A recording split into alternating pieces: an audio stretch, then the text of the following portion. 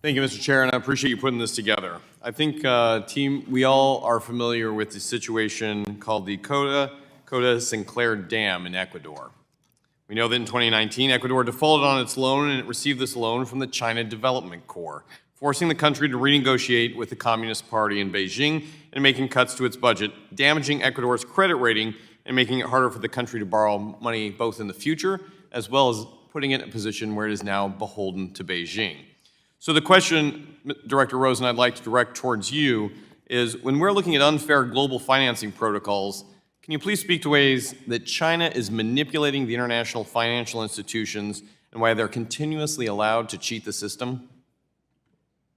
That's a good question, Congressman. I think they are, partly I think they have these vast loans that they make to these countries. I think there's definitely evidence of corruption in the way that they make these loans. Unfortunately, emerging market countries, as I mentioned in my testimony, suffer a lot of corruption in their governments and elsewhere.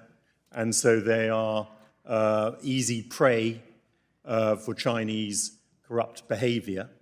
And I think a lot of the problem lies with the fact that these countries are not attractive places for the private sector to invest in because they don't respect private property, and they are corrupt. And that obviously makes them, in many cases, off limits to US private sector investors who are... But not off limits, you're absolutely right, to the Chinese. They're not off limits to the Chinese. And unfortunately, the Chinese, as you mentioned in your opening, the DBRs, the Doing Business Report, in this case, China has largely manipulated their response back to it, providing a false sense. Is that correct? That is correct. That is correct, and it's very concerning. So, Mr. Chair, this is my concern as well, that China is exploiting the system. They're exploiting the countries. The IMF largely is backfilling this situation, and at the end of the day, U.S. taxpayers end up on the hook for paying for a lot of this. The overall concern here is that Belt and Road, while good for China, really is all roads lead to Beijing. And that should be a concerning situation for all of us. Dr. Slager, I want to speak to you then on why China is allowed to borrow so heavily from the International Bank for Reconstruction and Development when it clearly does not meet the borrowing criteria.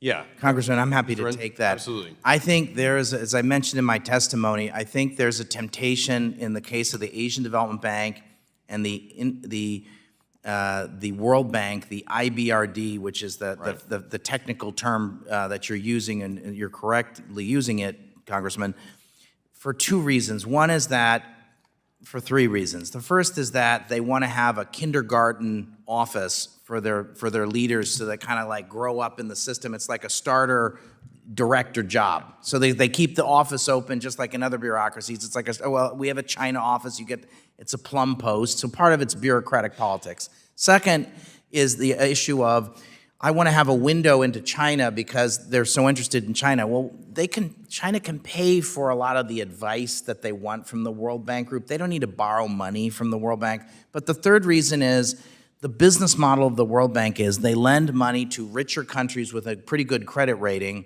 and then they cross-subsidize that by lending to poorer countries with a poorer credit rating. My view is China can finance its own development. We should stop this practice and I think the Asian Development Bank has sort of gotten the memo, but the World Bank has not fully gotten the memo. And they'll give you kind of World Banky answers to this sort of thing. We've got to stop it. Mr. Ryan, could not agree with you more. And you highlighted earlier, by 2025, China should graduate from this program. I'd offer that 2025 is 2 years too late. We can start funneling them off that now. I agree, sir. I think you're in the right spot. Thank you. With the time I have remaining, I do want to ask you, you brought up an interesting proposition of including Taiwan in this. It's because the United States is the largest contributor to the World Bank. We should have also a voice in where this goes. And so, Mr. Chair, I want to highlight here that the United States has issued sanctioned export controls against countries that the World Bank has awarded over 28 contracts to.